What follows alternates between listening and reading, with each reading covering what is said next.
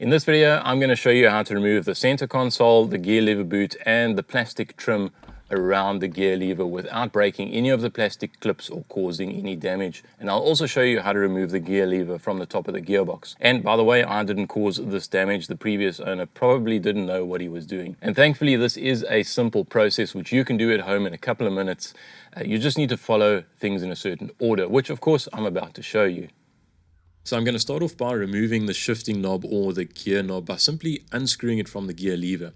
Now it should be as simple as twisting it off anti-clockwise or lefty-loosey, but if it's never been removed before, it might be pretty tight, but it should eventually come off. Now once it is off, you might be tempted to try and unclip and pry out the gear lever boot, but trust me, don't do this or you're just going to damage the plastic trim. The boot and the plastic trim ring is screwed in from the underside of the center console and it all gets removed as one part. The next step is to remove a small plastic trim cover that is just below the parking brake lever, and this needs to be done with the parking brake pulled up. Now the top half of that center console can be removed, and you'll see that I'm kind of grabbing it towards the back and wiggling and pulling up at the same time, and then it should come loose. And then to remove it completely, I pull up the parking brake once again because I previously put it down, and the console should lift right off. Now I'm going to leave the bottom half of the console in place because this doesn't actually need to be removed in order to remove the gear lever. Now to remove the gear lever, the gear shift rubber boot that's sealed between the gear lever and the body of the vehicle needs to be removed.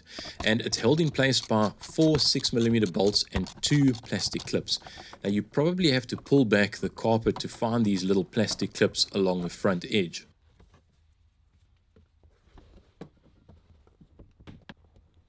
And once all of these have been removed, the boot should just lift right off. Now before removing that gear shifter, it's best to clean any dirt that's in and around the area because you don't want any dirt falling into the top of the gearbox.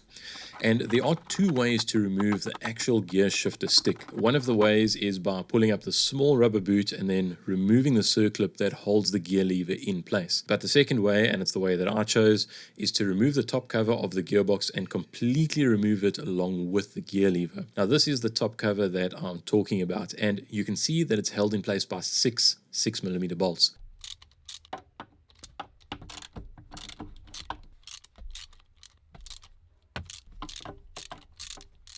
And once these 6mm bolts have been removed, the cover and the lever can be carefully lifted and removed.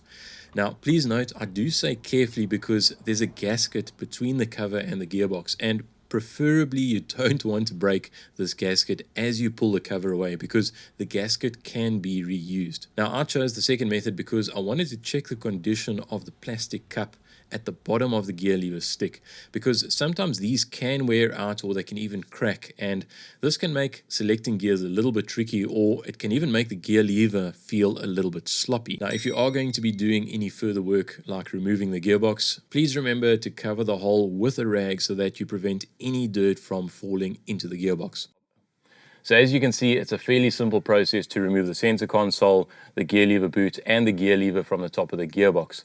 Now I need to remove the gear lever from the top of the gearbox because I need to remove the gearbox from the vehicle in order to replace the clutch on this truck. Now the reason for this is that the clutch pedal is very heavy or very difficult to push in, and you battle to get the gearbox to go into gear when the vehicle is standing still. The truck also wants to creep a little bit forward when you put it into first gear, and it wants to creep backwards when you put it into reverse. And I believe these are common symptoms of a worn pressure plate on these trucks, and of course I need to fix it. So if you want to see how I changed the clutch plate, the pressure plate, and the release bearing or the throwout bearing on this truck, you can go ahead and watch this video right here.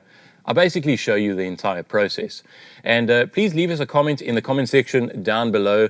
Let us know if this video was useful, and let us know what repair you are busy with and how it's turned out.